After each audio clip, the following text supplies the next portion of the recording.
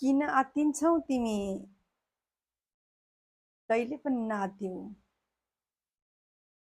किनकि यो दिन भोलि आउँला नआउँला त्यो त म ग्यारेन्टी दिन सक्दिनँ।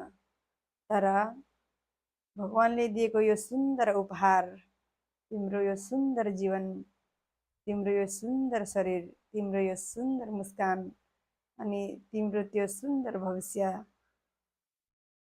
त्यसलाई त कमसेकम स्वीकार गर न। किन दुःखी हुन्छौ तिमी? यति सुन्दर उपहार पाउँदा पाउँदा पनि तिमी दुःखी हुन्छौ भने, तिम्रो खुसीको चाबी अरूलाई दिन्छौ भने त्यसमा मेरो भन्नु केही पनि छैन।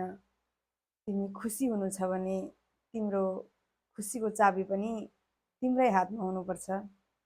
किनकि तिम्रो खुसीको चाबी अरू कसैको हातमा सुम्पियो भने तिम्रो त्यो खुसी कतिखेर कता गायब हुन्छ थाहा हुँदैन।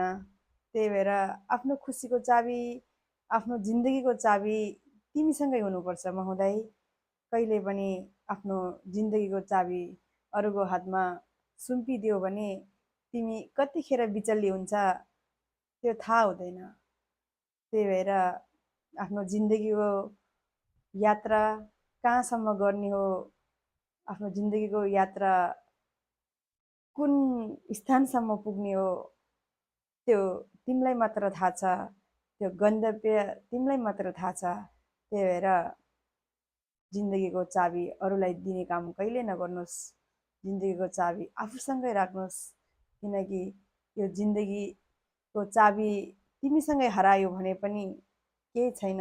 यदि अरूको हातमा परेर तिम्रो त्यो जिन्दगीको चाबी हरायो भने तिमीलाई बाँच्न धेरै दुःखी हुनेछ मित्र। त्यही भएर आफू खुसी हुनुहोस्, आफूले आफूलाई धेरै माया गर्नुहोस्। माया बाहिर खोज्न जानु पर्दैन, माया आफूभित्र छ। माया आफूभित्र पनि सबै कुरा छ। यदि आफूभित्र भएको कुरालाई तिमी बाहिर खोज्न थाल्यौ भने त्यो भएको खुसी पनि बिस्तारै हराएर जानेछ। त्यही भएर आफूले आफूलाई धेरै माया गर्नुहोस्। राधे राधे।